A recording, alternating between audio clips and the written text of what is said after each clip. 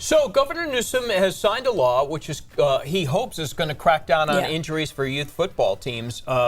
It's banning off-season full contact practices.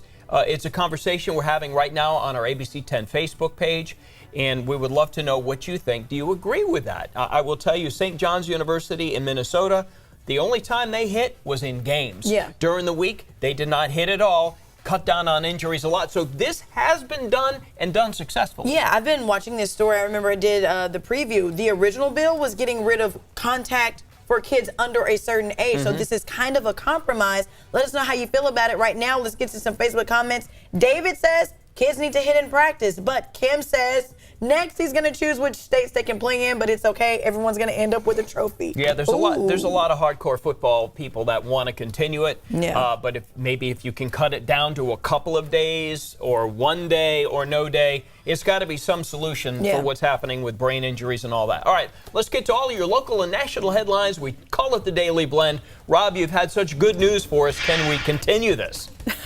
Well, we'll get to Rob in a second. Hey there, I'm over in the traffic center. I'm at TC. I'm in for Brittany today. I'm showing you what's going on I-5. This is near the airport. So if you're heading out of town for the weekend, it looks like you're pretty much smooth sailing. Let me show you what's going on Waze right now. Our ABC10 Wazers are letting us know that going from Modesto up to Sacramento, so if you're commuting for work, you've got about an hour and 11-minute drive. So doing pretty well there for about 70 minutes. And those of you going from Sacramento through Davis and Dixon and Vacaville down to Fairfield, got about a 36-minute drive. Not so bad. And speaking of not so bad, I am loving this weather right now, Rob. Tell us what's going on.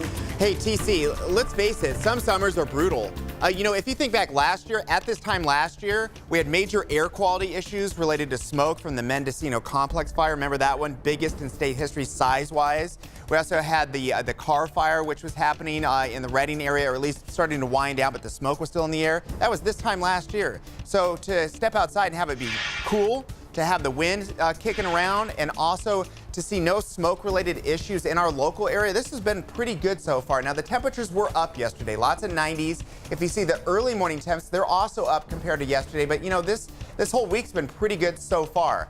But I do have to tell you, today we might see cooling for some of us, some more drastic than others. If you catch the wind in the afternoon, you might not even crack 90 today. If you don't, low 90s. But it's all where we're going in the days ahead, because it's all about the wind starting to die down a little bit, high pressure not in the right spot to really give us cooling, and we're heading toward highs close to 100 all weekend long. So we've got a bit of wind coming in, but it might be too late for us. We're still heading for highs close to 90. It's all about this weekend. It's going to be hotter than where we've been, but way better than last weekend. Back to you. All right, we'll just enjoy the next couple of days, Rob. Thank you. We're getting answers this morning about why PG&E chose spending more than $5 million on political campaigns over fixing their equipment. An ABC10 exclusive investigation led to a federal judge's demand for answers. PG&E made the donations in 2017 and 2018. The judge asked the company to explain why those were more important than replacing or repairing aging transmission lines and other fire prevention work. PG&E says it does not believe the contributions were more important than utility operations. It also says it's involved in the political process to make sure the concerns of its customers, shareholders, and employees are represented. PG&E's equipment has been blamed for starting last year's Camp Fire in Butte County and the North Bay fires in 2017. Coming up in just a few minutes, we'll share a preview of our new special, Firepower Money, breaking down California's wildfire crisis. It's a good one. Kirsten? All right, 5:35 right now. Let's get to some other stories that are making headlines for you right now in your Daily Blend. Fire prevention. This morning, California is getting ready to hire nearly 400 seasonal firefighters. Governor Newsom made the announcement while criticizing the president for not doing enough. We need support from the federal government. Newsom says most forest thinning projects are on track to finish by the end of the year. Will he be freed? Release him, please, soon as possible. Right now, the family of a Lodi cherry picker who allegedly plotted a U.S. terror attack have hope that he's going to come home. A federal judge overturned Hamid Hayat's 2006 conviction yesterday. The judge says his original defense attorney didn't do a good job defending him.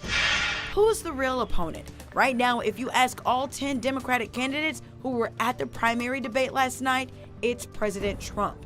Everyone brought up their need to beat him. There was also plenty of fighting with targets on frontrunners like Kamala Harris and Joe Biden.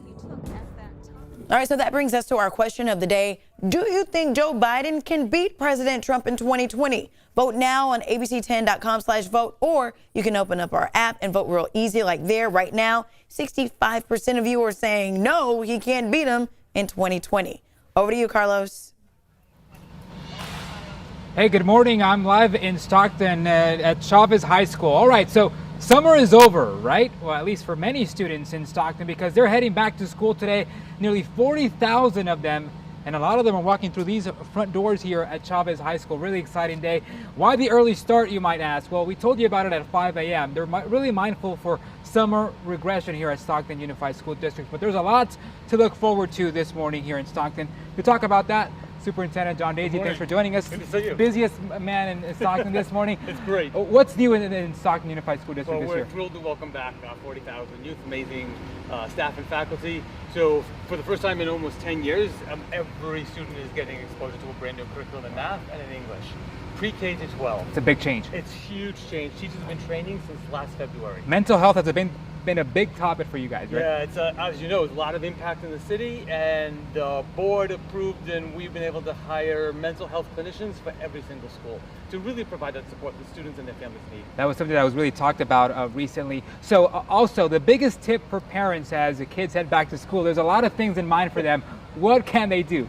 All right, as a dad, get to school on time. Like, that is the number one thing. And get to know the school and know your son or daughter's teacher. That's really important. Build that relationship. Set a We are here to standard. help. Set a standard. And the first Day day, of one. course, be here early. And of course, the new curriculum and the other changes, of course, Correct. the communication is key. More tips coming up on Morning Blend at 6:30. But at 6, we'll tell you about other school districts in the area and when they start. Really helpful information here. Thanks for joining us, John Easy, Absolutely. Thank you. Superintendent. Send it back over to you. All right, thank you, Carlos. I still get a little bummed out when it's time for back to school, and I've been out of school for 15 years now. I don't know. That is your daily blend of news and information. If you got something you want to share with us when you see it online, just use the hashtag MorningBlend10.